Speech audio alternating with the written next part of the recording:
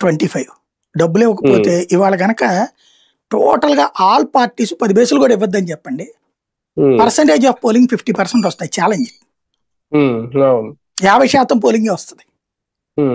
50% మంది ఓటేయరు. ఇప్పటికే మామూలుగా 20-30% వేయరు ఓటు. అందులో 10% ఏంటంటే సహజంగా ఒకళ్ళ ఓటే 4-5 చోట్ల ఉండటం ఇట్లాంటిది ఉంటుంది. ఇంకొక 10-15% నిర్లక్ష్యంగా ఉంటున్నారు. 25 అక్కడికి పోతుంది.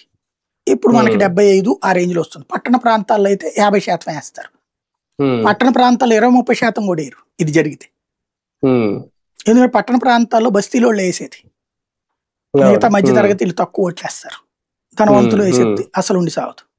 పల్లె ప్రాంతాల్లో ఇదే ఉంటది. కాబట్టి వాళ్ళకి డబ్బులు ఇవ్వాల్సి వస్తుంది. ఇవాళ రోజున పరిస్థితి ఏంటంటే వీళ్ళకి ఇంత డబ్బులు పోసాక లెక్కర్ అన్నా అమ్ముకుందాం, లెక్కర్ డబ్బులు సంపాదించుకుందాం. ఇప్పుడు లెక్కర్ షాపులోని 30 రూపాయలు అడుగుతున్నారు. ప్రభుత్వం 20 రూపాయలు అడిగి ఇది ఇస్తానని, లాభం మిగుల్చుకుంటానికి మార్జిన్ ఇస్తానని 5% చేస్తే వీళ్ళు 30% కమిషన్ అడిగితే ఆయన తెచ్చిస్తాడన్నాడు. వాడికి ఏం పరిష్కారం చూపెట్టారు?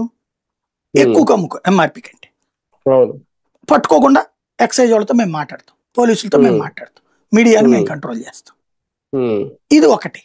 రెండో కాన్సెప్ట్ ఏమొచ్చింది, అయినా చాలట్ల ఇక్కడ. దాంతో